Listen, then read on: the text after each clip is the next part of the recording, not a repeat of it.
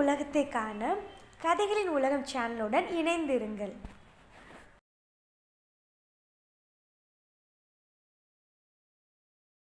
இன்னைக்கு நம்ம பார்க்க போற ஸ்டோரியில நிறைய நேரம் நம்ம கடவுள்கிட்ட பல பிரார்த்தனைகள் வச்சிருப்போம், விண்ணப்பங்கள் வச்சிருப்போம். அது நிறைவேறாம போயிருந்திருக்கோம். அதே மாதிரிதான் இன்னைக்கு ஒரு பொண்ணு கடவுள்கிட்ட ஒரு பிரார்த்தனை வைக்கிறா. அந்த பிரார்த்தனைய கடவுள் கேட்டு நிறைவேற்றினாரா இல்லையா அப்படின்னு ஒரு ஸ்டோரி பார்க்க போறோம். வாங்க ஸ்டோரிக்குள்ள போலாம். பார்க்கலாமா? ஒரு நாள் ஒரு பொண்ணு கோயிலுக்கு கிளம்பிட்டு இருந்தா. ஏன்னா அவளுக்கு 3 வருஷம் அவளுக்கு குழந்தையே கிடையாது. குழந்தை இல்லாதனால எத்தனையோ விண்ணப்பங்கள், எத்தனையோ பிரார்த்தனைகள், பிராயச்சித்தங்கள் எல்லாமே பண்ணிட்டு இருந்தா. அவளுக்கு ஒரு நம்பிக்கையா ஒருத்தவங்க சொன்னாங்க, இந்த கோயிலுக்கு போய் பிரார்த்தனை பண்ணு, உனக்கு கண்டிப்பா குழந்தை கிடைக்கும் அப்படின்னு சொன்னாங்க. அதை கேட்ட அந்த பொண்ணு கோயிலுக்கு பிரயாணம் பண்ண ஆரம்பிச்சா. அவ பிரயாணம் பண்ற அந்த வழியில இன்னொருத்தவங்க ஒரு குழந்தையோட அவளோட நடக்க ஆரம்பிச்சாங்க. 2 பேரும் பேசிட்டே அப்படியே நடந்து போயிட்டு இருந்தாங்க. பேசிட்டே போகின்ற வழியில இவங்க 2 பேரும் போயிட்டு இருக்கும்போது அந்த குழந்தை பாத்ரூம் போயிடுச்சு. இதை பார்த்த அந்த தாய் என்ன பண்றதுன்னு தெரியாம அவங்களும் ஃபுல்லா அவங்க ட்ரெஸ் ஃபுல்லா அசிங்கமாயிருச்சு.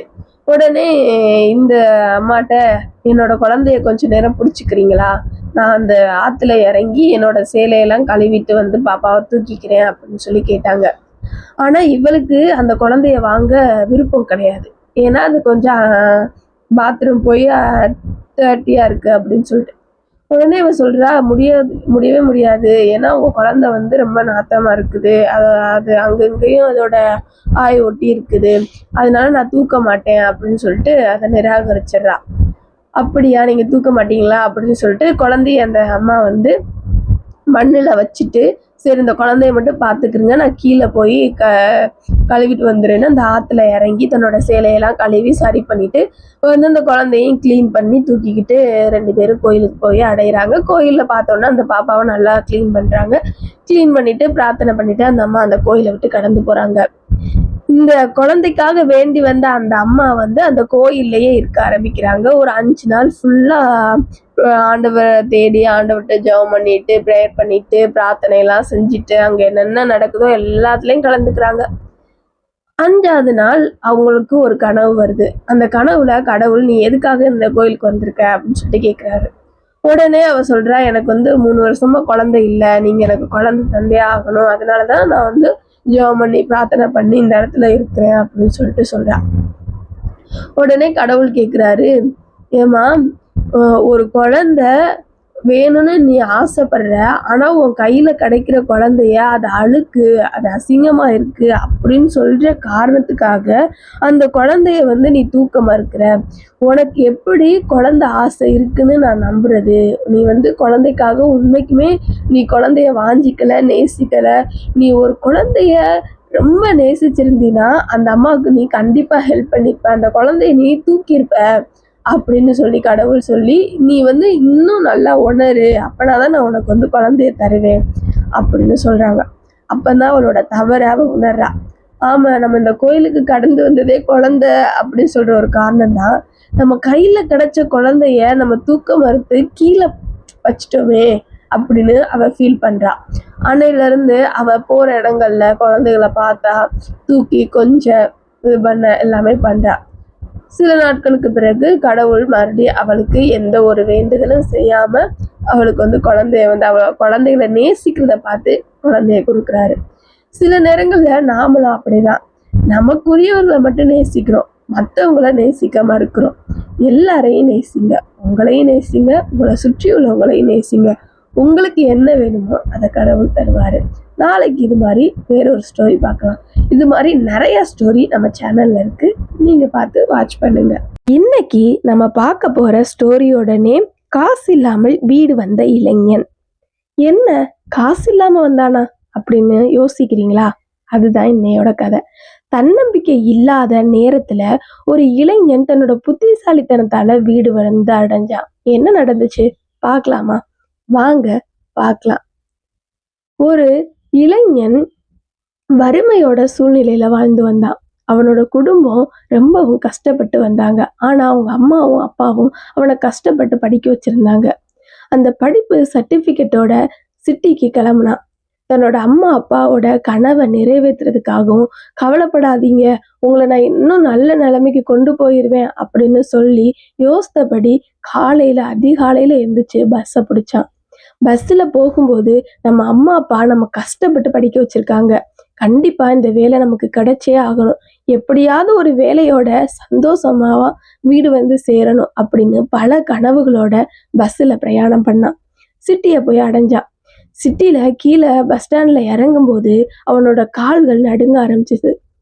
என்ன, இந்த இடத்துல எனக்கு வேலை கிடைக்குமா, நான் சந்தோஷமா வீட்டுக்கு போவேனா அப்படின்னு பல யோசனைகளோட நடந்தான். ஒவ்வொரு கம்பெனியா ஏறி இறங்கினான். ஆனா அவனுக்கு எந்த இடத்துலயும் வேலை கிடைக்கல. சரியான வெயில். அந்த வெயிலின் மத்தியில அவன் காலை உணவும் சாப்பிடல, மத்தியான உணவும் சாப்பிடல. வெயில் கொளுத்திட்டு இருந்துச்சு. அவன் பாக்கெட்ல இருந்ததோ 150 ரூபாய். இந்த 150 ரூபாவை எடுத்து சாப்பிட்டுட்டோம்னா நாளையோட நிலை என்ன, நான் பஸ்ஸை பிடிச்சி வேற திரும்பி போகணுமே அப்படின்னு யோசித்தான். அதனால காலையிலையும் சாப்பிடல, மத்தியானமும் சாப்பிடல. சாப்பிடாம அலைஞ்சு திரிஞ்சான். ஒவ்வொரு கம்பெனியா ஏறி இறங்கினான். ஆனா அவனுக்கு எந்த வேலையும் கிடைக்கல. சோர்ந்து போய் சாயங்கால வேலையில 6 மணிக்கு பஸ் ஸ்டாண்டை வந்து அடைஞ்சான். பஸ் ஸ்டாண்ட்ல உட்கார்ந்துருந்த அவனுக்கு வேலை கிடைக்கலன்னு விரக்தி, கவலை. என்ன பண்ண போறோம், இப்படி ஏமாந்துட்டோமே, நமக்கு ஒரு நல்ல வேலை கிடைக்கும்னு கனவோட வந்தோம், நம்ம அம்மா அப்பாவுக்கு என்ன பதில் சொல்லுவோம் அப்படின்னு கேள்விக்குறியோட உட்கார்ந்துருந்தான். அவனோட வயிறு பசிச்சுது. பசிக்கிறத காரணத்தினால போய் சாப்பிட முடியுமா, இருக்கிறதோ 150 ரூபாய், இதை வச்சுதான் போய் வீட்டு செலவையும் பார்க்கணும் அப்படின்னு நினைச்ச அவன், சரி 1 மணி நேரம் படுப்போம், 7 மணிக்கு தானே பஸ் வரும் அப்படின்னு அந்த பஸ் ஸ்டாண்ட்ல பசிய மறக்க படுத்தான். படுத்த அவன் காலையில அதிகாலையில எழுந்தனாலையும் அலைஞ்சு திரிஞ்சனாலையும் ரொம்ப சோர்ந்து போய் ரொம்ப நேரம் தூங்கிட்டான். அவன் ஊருக்கோ கடைசி பஸ் 9 மணிக்கு. ஆனா அவன் எழுந்தது 9:30 மணிக்கு. 9:30 மணிக்கு எழுந்து, ஐயோ என்ன பண்றது, வீட்டுக்கு நான் எப்படி போவேன், இப்போ ஆட்டோ பிடிக்கணும்னா 150 ரூபாய் ஆகும், என்கிட்ட இருக்கிறதும் 150 ரூபாய் தான். 9:30 மணி ஆயிருச்சு, என்னால பசி தாங்க முடியல, இப்படியே மயங்கி விழுந்துருவேன் போல, பசி கண்ணை மறைக்குது அப்படின்னு யோசித்தான். பசியா இல்லை டிராவலா, வீடு போய் அடையிறது முக்கியமா இல்லை சாப்பிட்றது முக்கியமானு 2 இதையும் போட்டு அவன் மண்டை குழம்புச்சு. பஸ்ஸோ இல்லை, பசியும் வறுமை, இப்படி பல யோசனையோட நின்றுட்டு இருந்த அவனுக்கு கடைசியில அவனோட வயிறு தான் ஜெயிச்சது.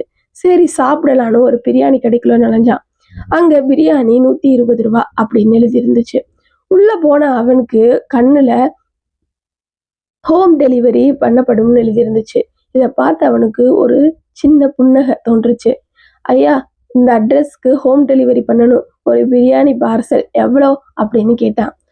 பிரியாணி 120 ரூபாய், கொண்டு போய் சேர்க்கணும்னா 30 ரூபாய், மொத்தம் 150 ரூபாய் அப்படின்னு சொன்னாங்க.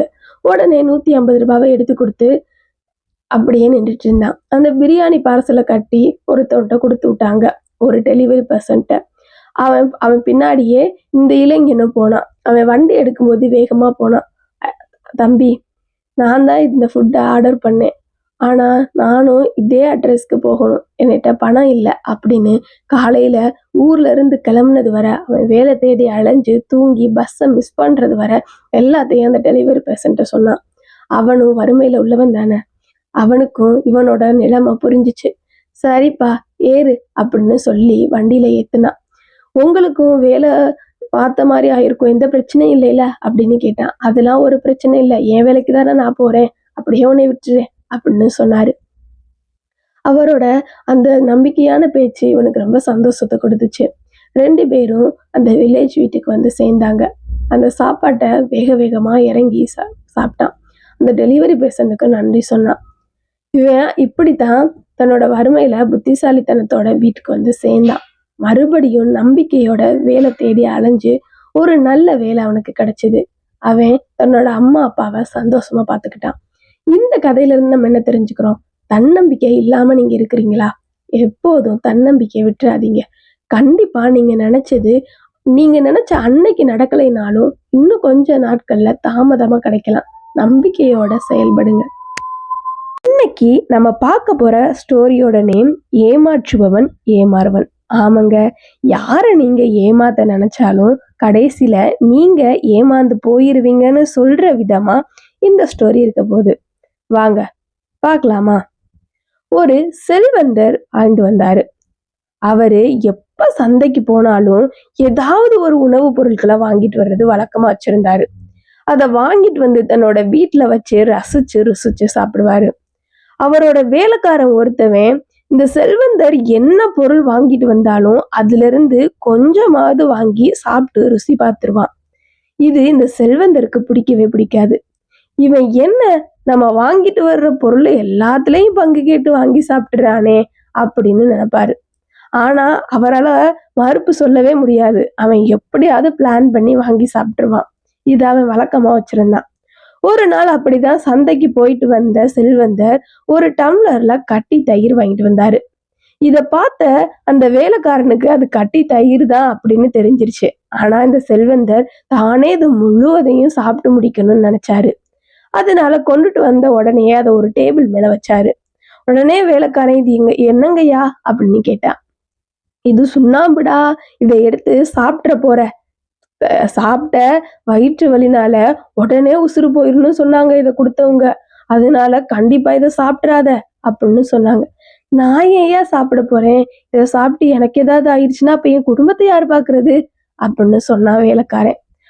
சரி, இன்னைக்கு வேலைக்கு போ, நம்மளோட நிலத்தை முழுவதும் உழுதுட்டு வா அப்படின்னு வேலை சொன்னாரு.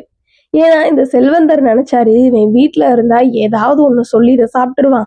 இவனை வேலைக்கு வயலுக்கு அனுப்பிட்டோம்னா எந்த ஒரு பிரச்சனையும் இல்லை, நாமளே உட்காந்து ஃபுல்லா சாப்பிட்றலாம் அப்படின்னு நினைச்சாரு. வேலைக்காரனும் சரிங்கய்யா அப்படின்னு நினைச்சிட்டு அந்த இடத்துல இருந்து போனான். நீங்க என்ன ஏமாத்த நினைக்கிறீங்களா பாருங்க அப்படின்னு நினைச்சிட்டு 1 மணி நேரத்துல திட்டு வேலைக்காரன் வந்தான். என்னடா வேலை சொன்னா இப்படி வந்திருக்க, உன்னோட வேலை முடிய 1 நாள் ஆகுமே அப்படின்னு கேட்டாரு முதலாளி. இத கேட்டாவே, ஐயா மாடை உள்றதுக்கு கட்டுனா ஒரு மாடு இங்கிட்டு ஓடுது, ஒரு மாடு அங்கிட்டு ஓடுது, மாத்தி மாத்தி ஓடுதுயா. அதை புடிச்சு வயலை உழுகணும்னா நான் என்ன பண்றது? அதான் அதை அப்படியே போட்டுட்டு வந்துட்டேன் அப்படின்னு சொன்னான். என்னடா வேலை சொன்னா விளையாட்டுத்தனமா இங்க வந்து இது பண்ணிட்டு இருக்கியா?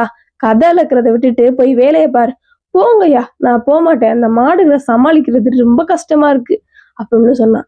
என்னடா வேலை சொன்னா இப்படி பண்ற அப்படின்னு பலார்னு ஒரு அடி அடிச்சாரு முதுகுல. என்ன யாருமே அடிச்சதில்ல, நீங்க தான் முத என்னை அடிச்சிட்டீங்க. என்னை அடிச்சது என்னால தாங்க முடியல.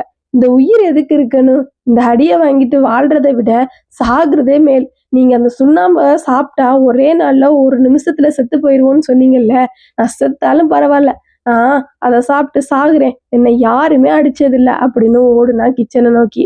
இதை பார்த்த செல்வந்தர், ஐயையோ போச்சே, இந்த தயிரை இவன் சாப்பிட்டுருவான் போலையேன்னு அடையாத குடிக்காதன்னு துரத்திட்டு போனாரு. ஆனா அதை முழுவதுமா அவன் குடிச்சு முடிச்சான்.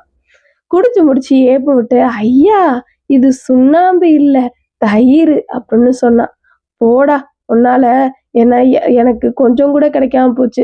நான் உண்மையை சொல்லியிருந்தா உனக்கு 1 பங்கு தான் கொடுத்துருக்கணும். இப்ப எனக்கே இல்லாம நீ முழுசா குடிச்சு முடிச்சுட்ட அப்படின்னு சொன்னாரு.